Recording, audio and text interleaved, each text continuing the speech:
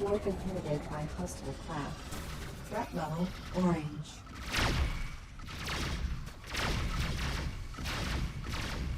Scrubber shields down. Missiles inbound.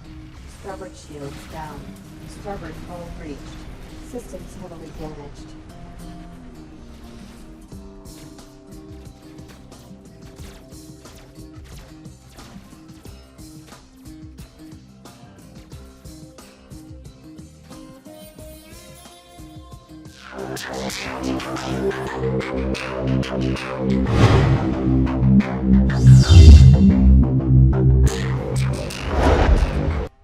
Hey everybody, I'm Corn and I'm back again with another video for Rebel Galaxy. This video is going to be a little mixture of acts of violence with a rant. And you may ask me, acts of violence with a little bit of a rant? Well, the last video that I did for Rebel Galaxy, for about 30 seconds of the video got claimed actually, and it pissed me off a little bit. But now, all the videos that I have been watching on YouTube, talking about all the issues that YouTube has with the claim system, I finally got my first taste of it. And luckily enough for me, it isn't a take down this video until either the claim is taken care of or anything. It's just a monetization issue that if I wanted to, I couldn't monetize it, and that the one who put the claim up can decide if they want to monetize it.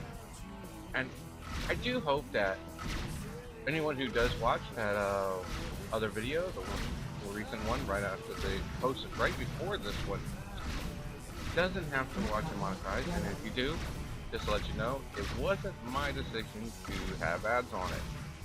I really don't want to have any ads on my videos for a while, intentionally. And that is something I gotta say is, I'm right now fighting it, but most likely I won't win the claim, but I do hope I do, so that there won't be any potential for a monetization or ads on it that y'all do not have to watch. But enough of that. Since I just got that little tirade out the way, for the rest of this video, as you can see, I'm fighting a bunch of bombers, lancers, and just little tiny fighters. At the intro of this video, you saw the ship that I had been using in past videos get blown up in a very spectacular way. Well, I have been trying to complete this mission multiple times in the past, and sadly every time, no matter what I did, I couldn't complete it. Now, I decided to actually get a newer ship. I went with the Scarab, since it rated the number of turrets on this for the ship from 4 to 7, and even that alone, I had to actually do multiple recordings just to even finish this mission successfully. Because I found out that with this ship since it's got 2 turns on both sides, so the port and starboard side of the ship, that I can only get about 2, 4, 5 out of the 7 if I focus on firing right or left side of the ship. And as you notice, I still do. Because I was still learning this ship when I recorded this part of the game and actually succeeded. That's the amazing thing.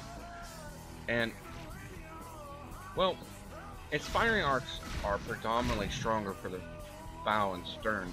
So this ship is better for kiting or going straight in and not turning at all and forcing your enemies to actually turn about and go into a stern chase with you. And I didn't find that out and really until afterwards, and did other more fighter-based anti-fighter missions. Moving to engage. And also, hopefully in other videos I'll be showcasing the different turret weapons, because predominantly only use two turret weapons. I've used the standard basic weapons that you get at the beginning of the game, and the particle lasers that right here are particle turret. And I have a high suspicion that these are actually mostly meant for anti-capital weaponry. It's more like an... And this ship has more of them. I would say that this... Since the turrets, there's different type of turrets. They each do different things. I'm not even using the right turrets for the job right now.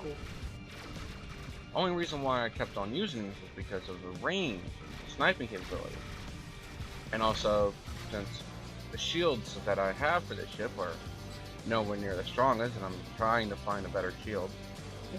The only way I think I'm going to do that is when I finally get through out of this the starting solar system.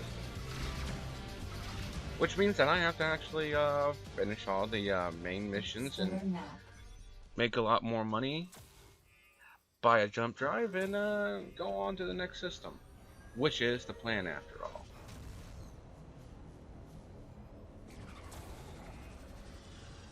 But you know, for the rest of this video, I'm gonna show one more other side mission, and then I decided to add in the showing of another little quirk for finding side missions. Like the most way to find, or to actually get, I would say, to get side missions that aren't part of the primary storyline, is to go to the space stations and go to the mission boards and, you know, accept certain missions. But there is another way. Like before in other videos where I go to find these distress beacons. Well, there are also something called unidentified transmissions, which are like these little satellite comm rays that are in deep space. But you know what? That does make some sense, because using them as comm relay points actually makes a little bit of sense, since using directional and communication is very useful, you would say, in space. If you just, like, let's say use radar, which goes in all directions, anybody can actually pick it up and have a chance at decrypting, especially if you're trying to keep your enemies from knowing, or trying to keep data or their information secure. Point directional, and let's say that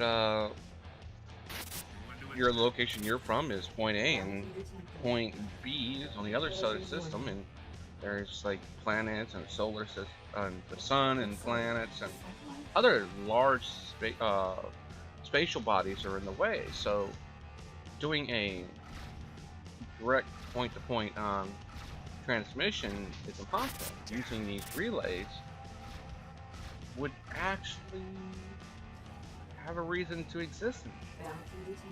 So even though I kind of had to meta that a little bit and to explain them, that would be the most logical reason. Though not sure how you can detect them if they're using point-to-point communication. It's like, since there shouldn't be no bleed off, but hey, you gotta have a reason. Maybe you just passed through just at the right moment, and the transmission, while it was being sent out, you detected it, and it's up to you to decide if you want to actually, you know, investigate. And as you see in this videos right here, especially against other capital ships, the particle lasers, particle turrets, if you want to be more accurate, are more well suited towards dealing with capital ships. Now here, part of the video, I decided to record, and this is going to show off the unidentified transmissions, or message transponders, as you would say. The game calls them. Exiting satellite. Now they do have a little quick time event, and it's not even that hard. It's just using the WASD keys, and they give you a little thing telling you, oh, or like mining or bounties, or, you know, little events that are happening in the game. You know, the ones that I've seen the best so far have been the ones that are telling you commodities for the whole entire system. Those are the most useful. Just right there, you see, just acts of violence. Pulse turret. I thought about trying to destroy it, but obviously my aim is shit.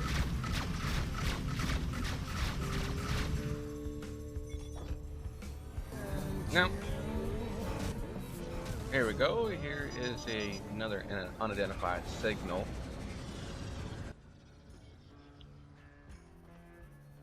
And this one's actually going to give one of the transmissions that I find most useful. And that it's going to be the commodity one right here. Having price information for the entire solar system actually up to date, especially if you're right in the middle of doing trading, it's the most useful.